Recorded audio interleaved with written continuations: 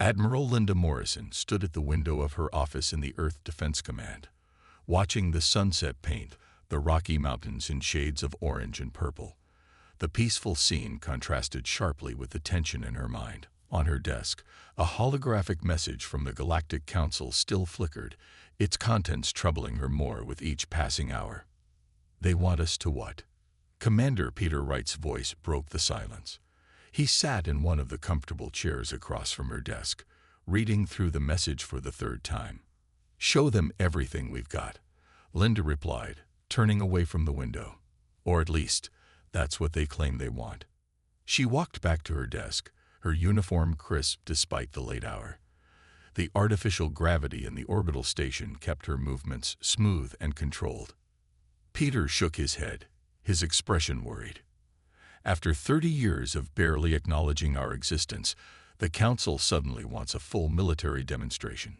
This doesn't feel right." Linda picked up her coffee mug, now cold from neglect. "The timing is suspicious, especially with the Zexteri pushing at our borders." She took a sip anyway, grimacing at the taste. 3 accidental incursions into our space in the past month alone. The hologram switched to display a star map, showing Earth's territory in blue and the surrounding alien empires in various colors. The Zexteri Empire's crimson border seemed to pulse menacingly close to several human colony worlds. "Have you informed the Joint Chiefs?" Peter asked, his eyes still fixed on the map. "Meeting scheduled for 800 tomorrow. But they'll agree to it." Linda sat down, her chair adjusting automatically to her preferred position. "We can't refuse. It would make us look weak or scared." A soft chime interrupted them. The door slid open to reveal Amy Rodriguez, their tactical specialist. Her usual confident smile was replaced by a serious expression. "Admiral, Commander, I've analyzed the Council's request. There's something you need to see." Amy placed a data crystal on Linda's desk, and a new hologram sprang to life. It showed traffic patterns of alien ships near human space over the past 6 months. "Look at the Zexteri movement here, and here." She pointed to 3 different areas where red dots clustered suspiciously. "They're probing our response times," Peter said, leaning forward. "And our sensor ranges," Amy added. "But that's not all. The Council's observation team for our demonstration. Half of them are military specialists, the kind you send to assess an enemy's capabilities." Linda felt a chill run down her spine, but kept her voice steady. "So the Council isn't just curious.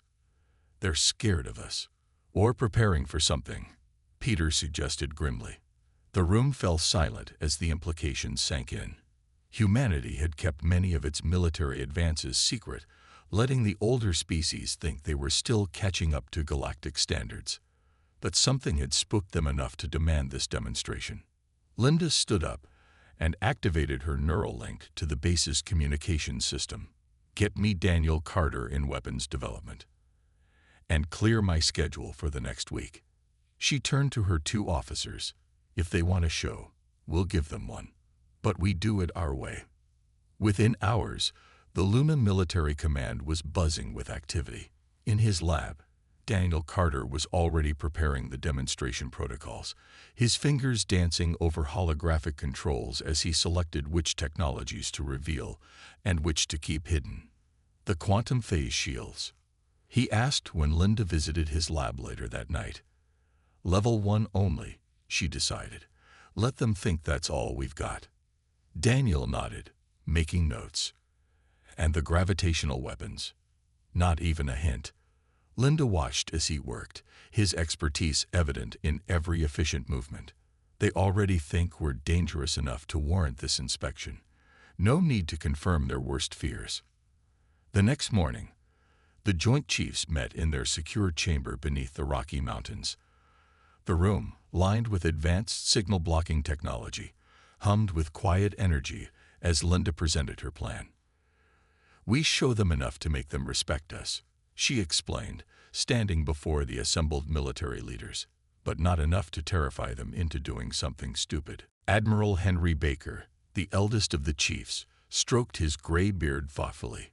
Walk the line between strength and provocation. But what if they push for more? Then we remind them why humanity has survived every attempted invasion in our history. Linda replied firmly. The plan was approved unanimously. Over the next 3 days, Linda's team worked tirelessly to prepare. They selected crews, ships, and equipment. Every demonstration was rehearsed until it was perfect, but not too perfect. They needed to look good, but not invincible. On the 4th day, Peter brought more troubling news. The Zexteri have moved 3 dreadnought squadrons closer to the demonstration site. Linda studied the tactical display in her office. Just 3. They're not even trying to hide it, Peter said. It's a message.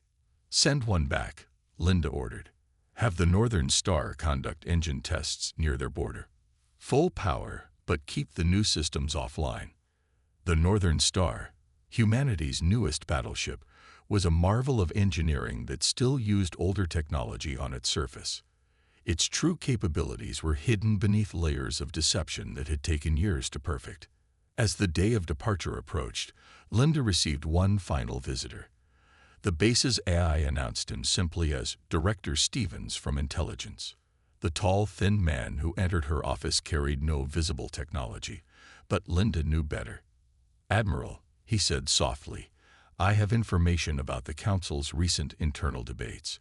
They're divided over humanity's expansion rate. We're growing too fast for their comfort. Linda asked.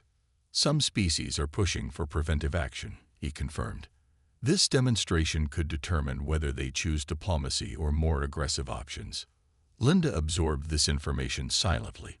Finally, she said, Thank you, Director. This helps clarify several things. After he left, she stood at her window again, watching Earth's defense satellites glide past like silent guardians. Humanity had fought its way to the stars, survived first contact, and built an impressive territory in just a few generations. Now they had to prove they deserved to keep it. The morning of departure arrived clear and cold. Linda stood on the bridge of the Northern Star, watching her demonstration fleet form up around them. 5 ships, each chosen carefully to show exactly what they wanted the Council to see. All ships report ready, Admiral, Peter announced from his station. Linda nodded, her expression determined. Signal the fleet, set course for the Arcturus system. She watched as the stars began to blur. Let's go show the galaxy who they're really dealing with. As the fleet jumped to faster-than-light speed, Linda thought about Earth behind them, about all the colonies and outposts depending on them to get this right. They had to be strong enough to earn respect, but careful enough to avoid starting a war. The fate of humanity might depend on how well they walked that line. The Northern Star's engines hummed smoothly as they led the fleet toward their destiny, carrying humanity's future among the stars in their wake. The real question wasn't whether they could impress the Council. It was whether they could do it without revealing too much of their true strength. Linda had a feeling they would find out very soon. The Northern Star dropped out of faster-than-light travel at the Luna Military Command. Its massive hull gleaming in the sunlight reflected off the moon's surface. Linda watched through the bridge viewport as her crew prepared for the most important military demonstration in human history. In the ship's main briefing room, Amy Rodriguez stood before a large holographic display, pointing out key details to the assembled team. The Council's Observation Committee arrives in 3 days. We need to be perfect, but not too perfect. Daniel Carter raised his hand from his seat in the front row. What exactly do you mean by that? She means we need to look good, but not scary, Peter explained, walking into the room. He carried several data tablets, passing them out to key team members. The aliens already think we're dangerous. We don't want them to panic. The room buzzed with quiet conversation as the crew reviewed their roles. Linda stepped up to the front, and the room fell silent. Listen carefully, she began, her voice firm but calm. Each of you was chosen for this mission because you're the best at what you do. But today, I'm asking you to be slightly less than your best. Confused looks passed between crew members. Linda continued, We'll show them our ships, our weapons, and our tactics. But we'll make small mistakes. Nothing dangerous, just enough to make them think they're seeing our limits. Daniel stood up, moving to a control panel on the wall. I've modified our quantum shield displays. When we activate them, they'll flicker slightly at first. The aliens will think it's a flaw, but it's intentional. Amy pulled up a new display showing battle formations. We've also adjusted our combat patterns. They'll look impressive, but not impossible. The Zexteri especially need to believe they could beat us if they had to. Speaking of the Zexteri, Peter added, their observation team just doubled in size. They're sending their top military analysts. Linda nodded, unsurprised. Good. The more they watch, the more convinced they'll be by what we show them. She turned to face the entire room. Remember, every error, every slight delay, every minimal power reading is planned. We're not just showing them our strength, we're controlling how they see it. After the briefing, Linda met with her core team in a smaller, more secure room. The walls here could block any known form of surveillance, alien or human. The real question, Amy said, studying tactical displays, is how much they already know. The Zexteri have been probing our borders for months. Daniel pulled up data from recent border incidents. They've seen our regular patrols, standard weapons, and basic shields. Nothing special. But they're not stupid, Peter cautioned. They know we must have better technology than what we've shown. That's why they pushed for this demonstration. Linda touched a control panel, bringing up images of various alien ships gathered near the demonstration site. Look at their fleet composition. Heavy on observation vessels, light on warships. They're here to learn, not fight. Unless they don't like what they learn, Amy pointed out. The room grew quiet as they considered this possibility. Finally, Daniel spoke up. I've been studying their sensor technology. I know how to calibrate our systems to give them exactly the readings we want them to see. Linda smiled. Show me. Daniel's fingers flew over the controls as he explained. Their most advanced sensors can detect power levels, weapon yields, shield strength, but they have blind spots. We can hide our true capabilities in those gaps. For the next several hours, they fine-tuned their plan. Each demonstration was carefully crafted to show strength while concealing their real power. They practiced until every fake flaw looked natural, every deliberate limitation seemed real. The day before the alien observers arrived, Linda called one final meeting with the fleet commanders. 6 captains sat around the conference table, each representing a ship in the demonstration fleet. Captain Susan Baker, Starlight Ranger, you'll lead the speed trials, Linda instructed. Keep it fast, but stay under Mark 8. The Ranger can do Mark 15, Susan objected. Exactly, Linda replied, but they don't need to know that. She turned to another captain. John Martinez, Northern Light, your shield demonstration needs to drain more power than necessary. Make them think our defense systems have bigger energy costs than they really do. One by one, she gave each captain their specific instructions. Each ship would show impressive capabilities while hiding their true potential. Later that evening, Linda stood in her private quarters, watching Earth rise over the lunar horizon. Peter's voice came through her neural link. Admiral, we're picking up the first observer ships entering the system. Composition, she asked. 3 Zexteri vessels, 2 Council diplomatic ships, and, interesting, a Centaurian science vessel. Linda's eyebrows rose. The Centaurians were known for their advanced technology and careful analysis. They're taking this seriously. Very, Peter agreed. The Zexteri ships are broadcasting their weapons as powered down, but our deep scans show they're running hot. They're nervous, Linda mused. Good. That means they'll believe what we show them. The next morning, Linda addressed her fleet one final time before the demonstrations began. Standing on the Northern Stars Bridge, her image was transmitted to every ship in the fleet. Today we show the galaxy that humanity has earned its place among the stars, she said. We'll demonstrate our strength, but remember, we're not here to threaten anyone. We're here to prove we deserve respect. She paused, looking at each crew member's face on her display. Every person in this fleet knows exactly what to do. Trust your training, follow the plan, and remember, what we don't show is just as important as what we do. As she finished speaking, Peter reported from his station. Observer ships are taking position. They're ready to begin. Linda straightened her uniform and nodded. Signal all ships. Begin demonstration protocol 1. Let's show them what humanity can do, or at least, what we want them to think we can do. The fleet moved into formation, each ship precisely where it needed to be. As the alien observers watched, humanity prepared to put on the most carefully planned military display in its history.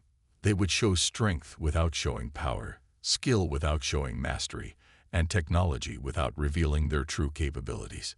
It was a delicate balance, but Linda knew her people could handle it. The fate of human expansion in the galaxy might depend on how well they walked the line between impressive and threatening.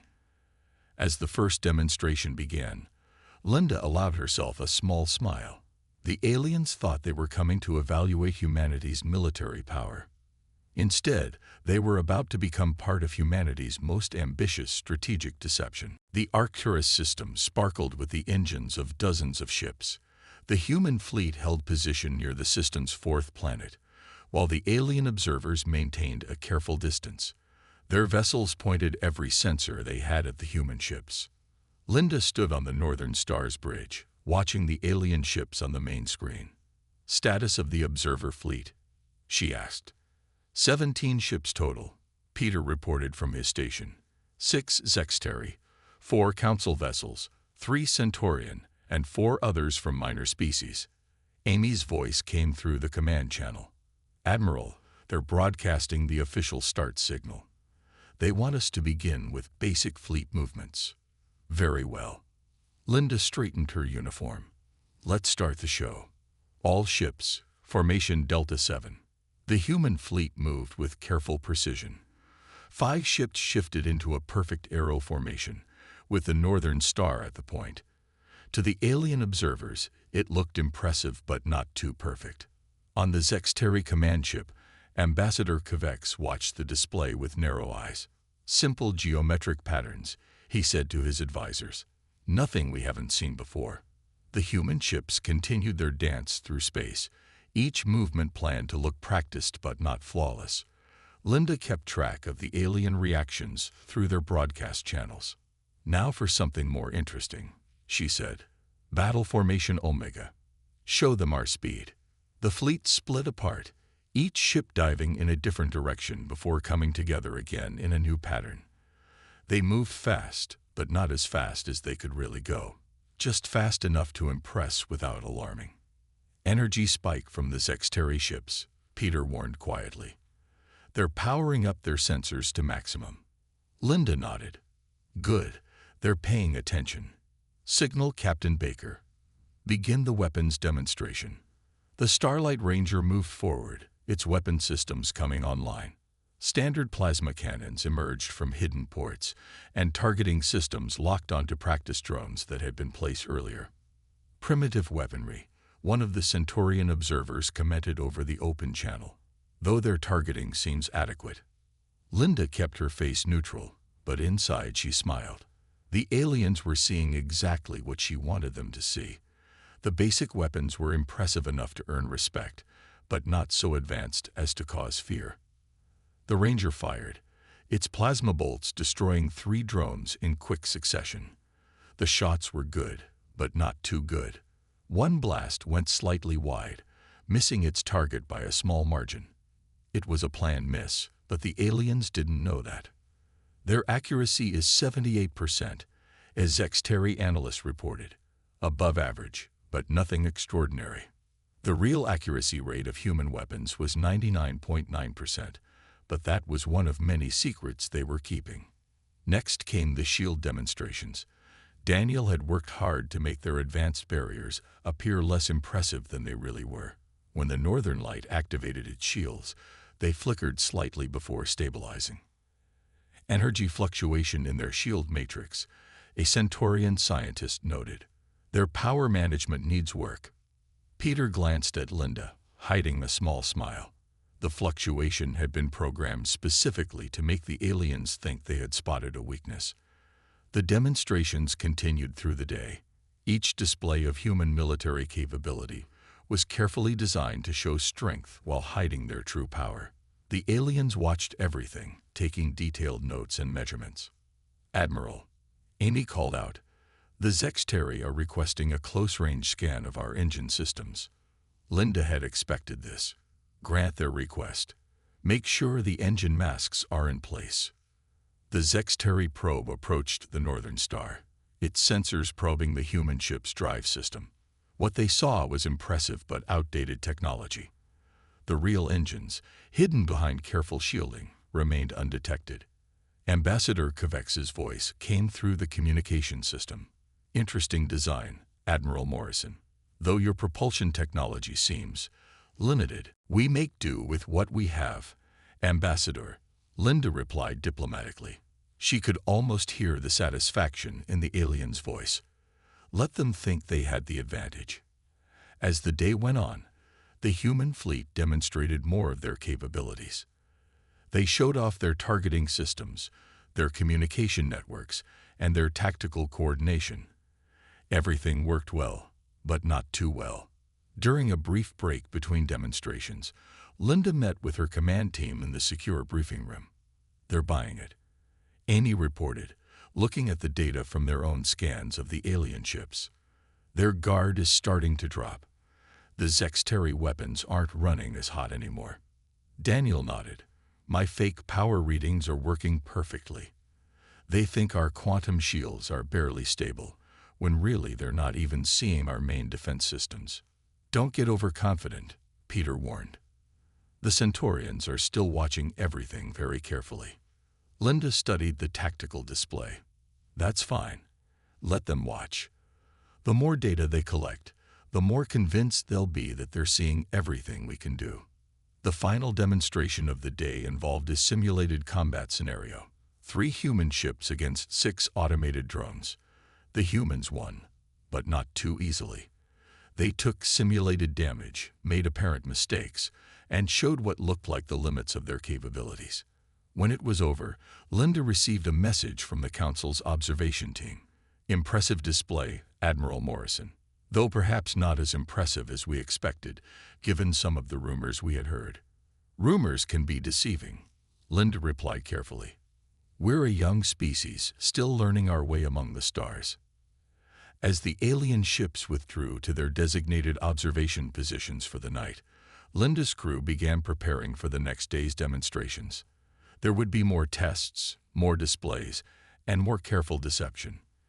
"They think they're learning all our secrets," Peter said quietly as he studied the data from the day's events. "They have no idea." Linda watched the alien ships on her screen. Tomorrow they would show more capabilities, reveal more strengths, but always keep the true extent of human power hidden. It was a dangerous game, but they were playing it perfectly. "Get some rest," she told her crew. "Tomorrow we show them more of what we want them to see." As the lights dimmed on the Northern Star's bridge for the night shift, Linda thought about Earth, about all the colonies and people depending on this deception to keep them safe. The aliens had come to evaluate humanity's strength, but they were really testing humanity's ability to keep secrets. So far, they were passing that test with flying colors. The second day of demonstrations started with a problem. Peter rushed into Linda's office early in the morning, his face worried. "The Zexteri are demanding to see our response to a surprise attack," he said. "They want to launch practice missiles at our ships without warning." Linda looked up from her desk, staying calm. "Did they say why?" "They claim it's the only way to test our real combat readiness." Peter handed her a datapad. "But our scans show they've modified their practice missiles.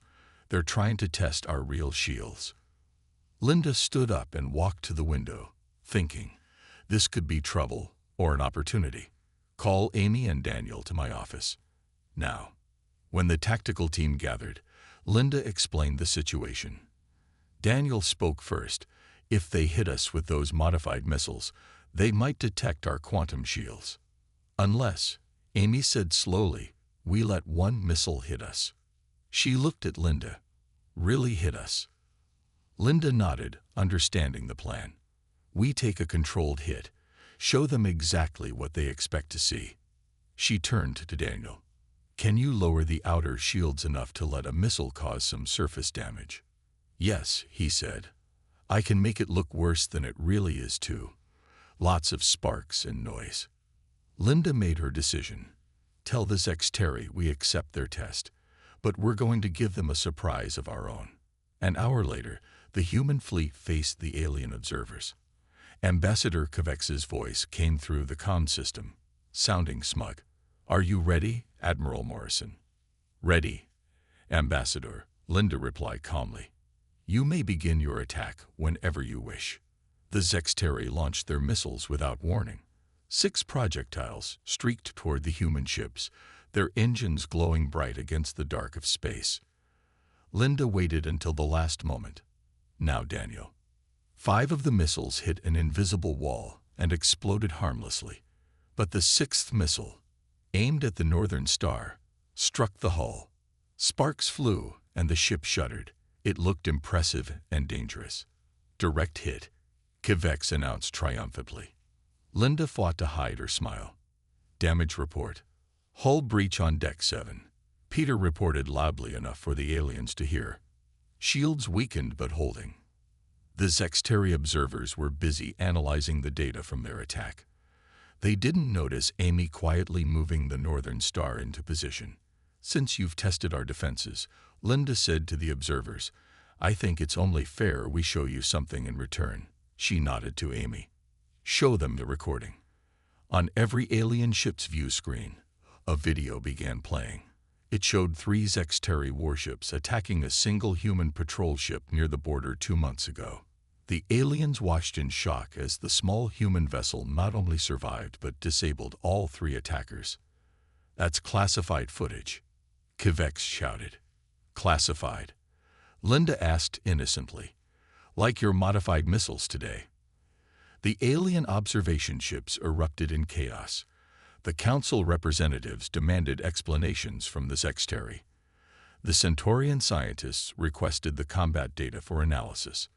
While we have everyone's attention, Linda continued, there's something else you should see. She turned to Daniel.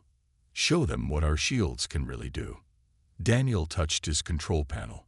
The Northern Star's quantum shields shimmed into visible view. Unlike the weak shields they'd shown before, these were perfect. Not a single flaw or flicker. Impossible, a Centaurian scientist muttered over the open channel. Their power readings don't show nearly enough energy for shields that strong. About those power readings, Daniel said cheerfully. He pressed another button, and suddenly the alien sensors lit up with the true energy signatures of the human ships. The readings were far higher than anything they'd shown before. The alien ships backed away slightly. Linda could imagine their crews staring at their sensors in disbelief. We've been monitoring your probes of our borders, Linda told them. We've watched your ships testing our responses, and we've let you see exactly what we wanted you to see. She gestured, and Amy brought up more recordings. They showed human ships easily avoiding Zexteri sensors, ships moving faster than the aliens thought possible, and weapons more accurate than they'd demonstrated. This is outrageous. Kvex spluttered. You've been deceiving us. No more than you've been deceiving the Council about your border attacks, Linda replied firmly. We're not the primitives you think we are, Ambassador. We never were. Peter stepped forward. Admiral, the Centaurian ships are requesting permission to conduct new scans of our fleet. Linda nodded. Permission granted. In fact, let's show them something special. She looked at Daniel. Bring the neural net online. The human ships suddenly moved in perfect synchronization, their movements too fast and too precise for normal crews. The aliens watched in stunned silence as the fleet performed maneuvers that should have been impossible. Neural-linked combat systems, a Centaurian observed with obvious excitement, far more advanced than anything we've seen before. The council representatives were having a heated discussion on their own channel, but Linda could hear parts of it. Words like underestimated, and miscalculated kept coming up. "I think it's time for the final demonstration," Linda said. She opened a channel to Susan Baker's ship. "Captain Baker, show them the stealth system." The Starlight Ranger vanished, not just from view, but from every sensor the aliens had. It reappeared behind the Zexteri ships, its weapons locked on, but not armed. "That's not possible," Kivex whispered. "Our sensors are the best in the galaxy." "We're the best," Linda corrected him. "The galaxy is changing, Ambassador. Humanity isn't asking for a place among the stars anymore. We've earned it." The rest of the day was spent showing the aliens carefully selected examples of real human technology. Not everything. They still kept many secrets, but enough to make their point clear. When the demonstrations finally ended, Linda received a message from the Council's high speaker requesting a private meeting for the next day. In her office that evening, Linda met with her team one last time. "Think they got the message?" Amy asked. Peter nodded. "The Zexteri ships are already preparing to leave, and their border patrols are pulling back from our space." The council representatives looked worried, Daniel added. "Good," Linda said. "They should be. Not because we're a threat, but because they need to understand that humanity can't be pushed around."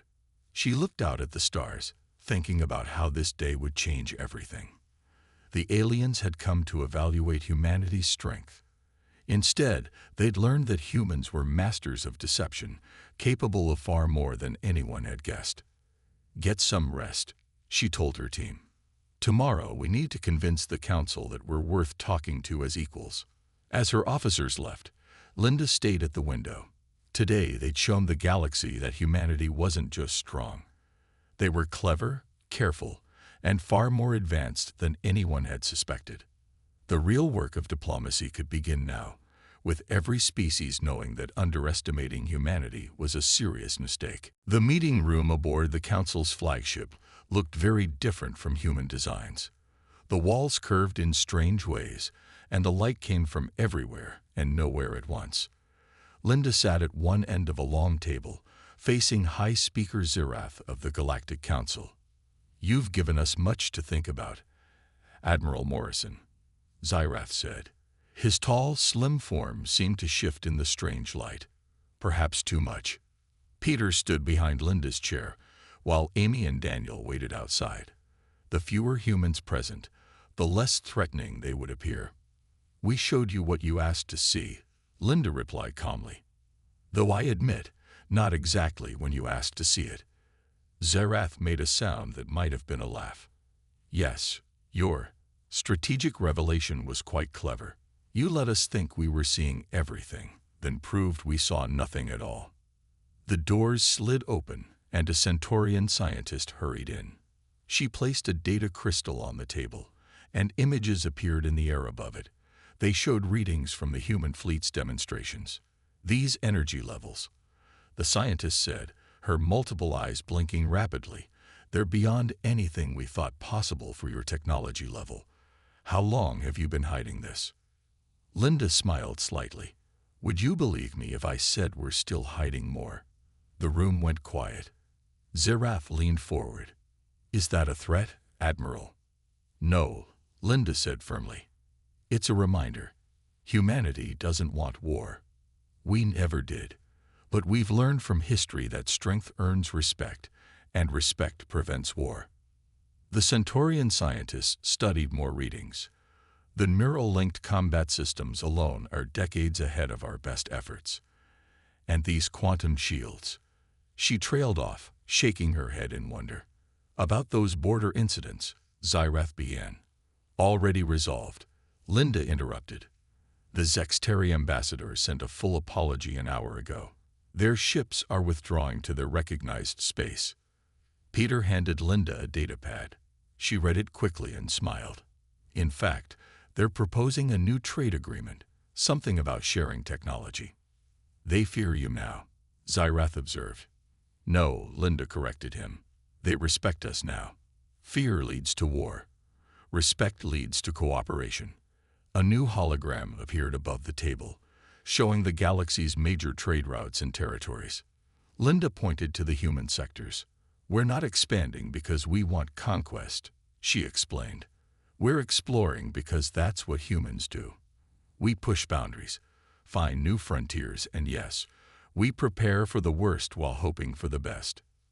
The Centaurian scientist spoke up again. "Your stealth systems, our sensors never detected them until you chose to reveal them. How many other human ships are out there, hidden from our scans?" Linda kept her face neutral. "Let them wonder about that." Zirath studied her carefully. "The Council will need to reconsider many things. Our assessment of human capabilities was clearly inadequate." "We prefer the term incomplete," Peter suggested diplomatically. More images appeared on the table, recordings from the demonstrations. They showed the perfect precision of human ships moving in formation, weapons hitting targets with impossible accuracy, and shields shrugging off attacks that should have destroyed them. "There will be those who see this as a threat," Zirath warned. "Some species may push for preventive action." "They would find that unwise," Linda said quietly. She touched a control, and a new image appeared. It showed the small human patrol ship defeating 3 Zexteri warships. "We showed you this level of technology because we want peace. Consider carefully what we might have held back in case of war." The Centaurian scientist suddenly looked up from her readings. "These energy patterns, they're similar to theoretical work on space manipulation. You couldn't possibly." Linda just smiled. Zirath's expression changed. "The Council will grant humanity full diplomatic status," he said quickly, "with all rights and privileges of a major species." "Thank you," Linda replied. "We accept, of course, and we look forward to peaceful cooperation with all species." After the meeting, Linda walked back to her ship with her team. The corridors of the Council vessel seemed less alien now, less imposing. "They're still trying to scan us," Amy reported quietly, checking her hidden sensors. "Different frequencies, new methods." "Let them try," Daniel said proudly. "They won't find anything we don't want them to find."